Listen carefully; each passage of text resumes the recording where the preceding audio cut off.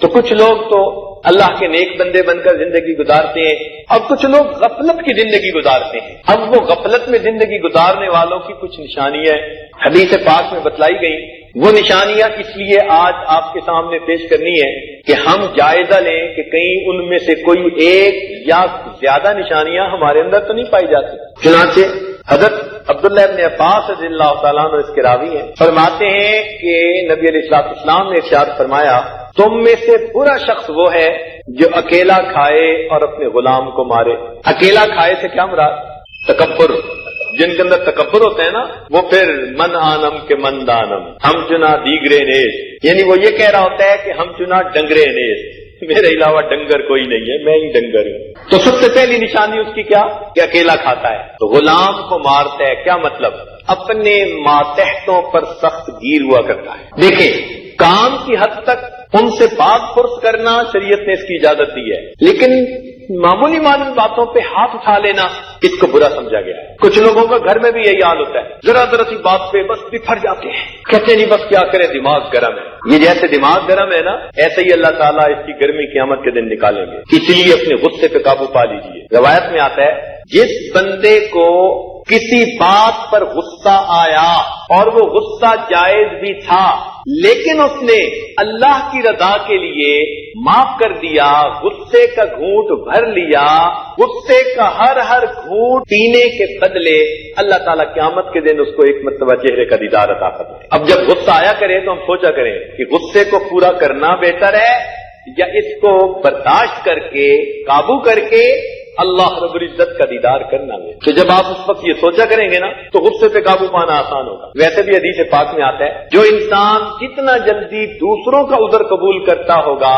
اللہ تعالیٰ قیامت کے دن اس کے عذروں کو اتنا جلدی قبول فرما لے، اور جو انسان جتنا جلدی انسان دینے والا ہوگا، اللہ تعالیٰ قیامت کے دن اس کو اتنا ہی جلدی معاف فرما لے۔ تو نبی علیہ السلام نے ارشاد فرمایا کہ برا شخص وہ ہے جو اکیلا کھانا کھائے اور اپنے غلام کو مارے، اور جو لوگوں سے بغض رکھے، لوگ اس سے بغض رکھے۔ بغض کہتے ہیں کینے کو، دل میں کسی کے بارے میں دشمنی رکھنا، عداوت رکھنا، کینہ رکھنا۔ تو جو بندہ دوسروں کے بارے میں دل میں کینہ رکھے، صاف ظاہر ہے دوسرے اس کے بارے میں دل میں کینہ رکھیں گے، یہ تو پکی بات ہے۔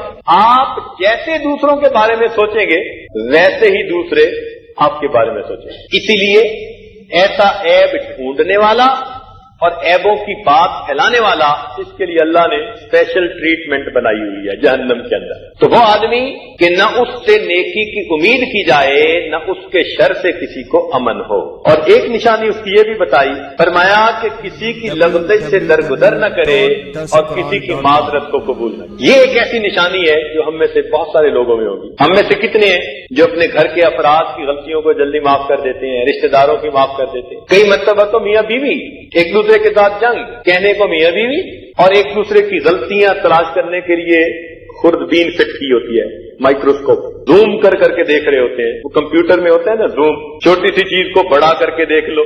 بیوی خاوند کی غلطیوں کو زوم کر کے دیکھتی ہے اور اپنے گھر والوں کو بتاتی ہے، اور خاوند بیوی کی غلطیوں کو دیکھتا ہے اور اپنی ماں بہن کو بتاتا ہے۔ یہ میاں بیوی۔ تو جو آدمی دوسرے کی معذرت کو قبول نہ کرے اور دوسرے آدمی کی لغزش کو معاف نہ کرے، فرمایا کہ برے انسانوں میں سے یہ انتہائی برا انسان۔ چنانچہ ایک اور حدیث پاک میں آتا ہے، نبی علیہ السلام نے ارشاد فرمایا، قرب قیامت میں میری امت میں ایسے لوگ آئیں گے جو رنگ برنگ کے کھانے کھائیں گے۔ قرب قیامت میں میری امت میں ایسے لوگ آئیں گے جو رنگ برنگ کے کھانے کھائیں گے، طرح طرح کے مشروبات پیئیں گے، قسم قسم کے کپڑے پہنیں گے، خوب باتیں بنانے والے ہوں گے۔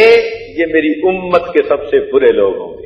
میری امت میں قرب قیامت میں ایسے لوگ آئیں گے جو رنگ برنگ کے کھانے کھائیں گے، قسم کے مشروبات پیئیں گے اور طرح طرح کے کپڑے پہنیں گے، لیکن اس کے بعد خوب باتیں کریں گے۔ معلوم کیا ہوا کہ اگر یہ نعمتیں ہمیں ملی ہیں تو ہمیں پھر اب عمل کر کے ان نعمتوں کا شکر ادا کرنا چاہیے۔ اگر ہم نعمتیں تو استعمال کر رہے ہیں، شکر ادا نہیں کرتے، فقط باتیں ہی باتیں ہیں، عمل نہیں ہے، تو پھر اس کا مطلب یہ ہوا کہ ہم انتہائی برے انسان۔ اور میرے دوستو، ہم انہی لوگوں میں سے ہیں جن کو اللہ نے من پسند کے کھانے کھانے کی توفیق دی ہے۔ یہ اللہ کا کتنا کرم ہے۔ من مرضی کے لباس پہنتے ہیں، من مرضی کے مشروبات پیتے ہیں۔ اب ہماری ذمہ داری بنتی ہے کہ جس پروردگار نے ہمیں اتنی نعمتیں دی، ہم اس پروردگار کا شکر ادا کریں, نیکی میں اور بڑھ کر کوشش کریں. چنانچہ ایک حدیث پاک میں فرمایا گیا کہ جو شخص کسی مسلمان کی مصیبت پر خوش ہوتا ہے اس کو موت نہیں آتی جب تک اللہ تعالیٰ اس مصیبت میں اسے خود شامل فرما دیتے ہیں, داخل فرما. توجہ طلب بات, جو انسان کسی مسلمان کی مصیبت پر خوش ہوتا ہے اللہ رب العزت اس بندے کو بھی ویسی ہی مصیبت کے اندر مبتلا فرما دے. اس لیے اگرچہ کوئی اچھا نہ لگے, ایسا رشتہ دار ہے کہ بول چال نہیں, لیکن کسی کی مصیبت پہ خوش نہ ہونا, کسی کی مصیبت پہ راضی نہ ہونا. ہم اگر اس کی مصیبت پہ خوش ہوں گے ان ممکن ہے اللہ تعالیٰ ہمیں بھی ویسی مصیبت میں گرفتار فرما دے.